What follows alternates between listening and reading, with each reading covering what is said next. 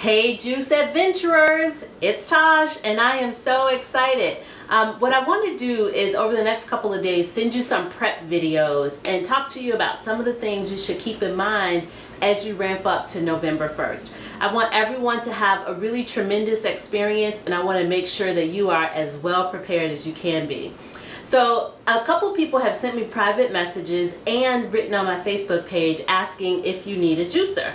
So I want to answer that question first, and then I'm going to get into some of the other tools you'll need in order to have a successful juice experience. Okay, so first things first, do you need a juicer? So the answer is no, you don't absolutely need to have a juicer.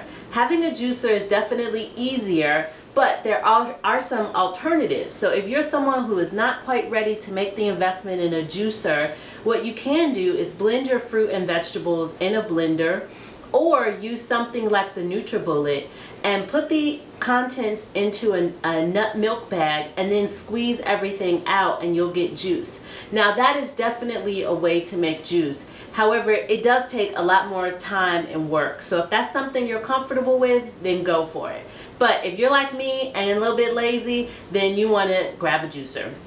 If you're looking for inexpensive juicers, I would encourage you to look on Craigslist to see if you can find any used ones, and also a website called FreeCycle. Sometimes people are giving away all kinds of stuff. I personally invested first in a Breville juice fountain just because it was a mid-range price point and I had read reviews saying that it performed well, and I have really loved my Breville juice fountain. So I'm giving that 2 thumbs up. Okay, so I hope that answers your question. The second thing I want to talk about is how will you store your juice. So every day you need to be sure that you get anywhere from 62 to 96 ounces of juice every day. And more than likely you won't have a juicer at work, so you'll need to carry juice with you. And I definitely have done that. And some of you may know my partner Frank, and he juiced for 60 days and he carried his juice to work every day. So let me show you a couple of things that you'll need. The first are containers. So I love these glass bottles by Life Factory, and you'll see this one here is a gray one from Life Factory, and on the side it tells you how many ounces are there. So this one is 14 ounces. This bigger one is 20 ounces, and I recently bought this one because I love the little lip that's on the top, and it'll just be easy to use. And I love these containers because they just screw off like this, and you can mix and match the tops. They all fit regardless of the size, so that's pretty cool. The other great thing about glass is that it's easy to clean and your juice won't leach or leave smells behind when you come home at night and it's time to clean them. I also like this little itty bitty one from Life Factory. Sometimes I'll put a fruit combination in here and enjoy this, but this itty bitty one is only 9 ounces and it doesn't have a top like the other ones, but it screws off pretty easily. Right now I have water in there because I'm going to be going out shortly and I want to have water with me. So these are containers from Life Factory, and I like them simply because I don't know if you can see this, but it's a plastic on the outside and then this part is glass.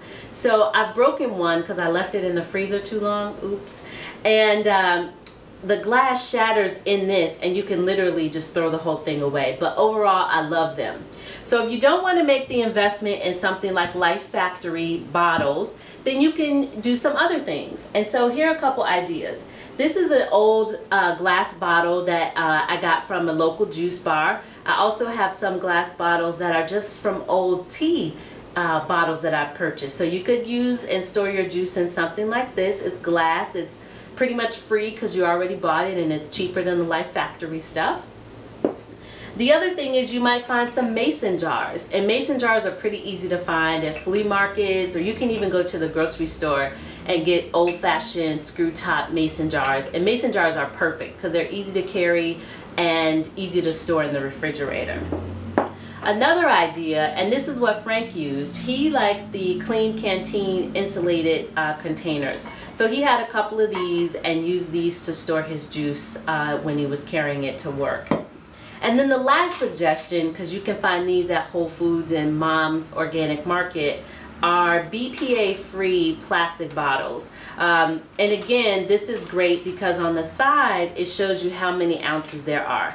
So these are all the ways that you can store your juice and make sure that it's fresh and ready for you to enjoy when it's time. The second thing I want to share with you are some of the basics. So you're going to need a really great knife, something that cuts well and is sharp. I'm a neat freak, and I think that it's so easy to be able to clean your jars if you have a bottle scrubber. This is actually for a baby bottle, but it works perfectly in all these containers, and I'm able to get into the bottom and scrub it out at night and let it sit before I need it the next day.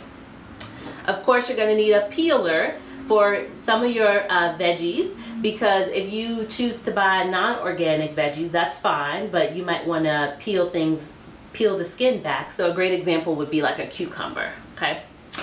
And then last but not least, you're going to need cutting boards. So I have two size cutting boards. I have this small one here, and then I also have this bigger one.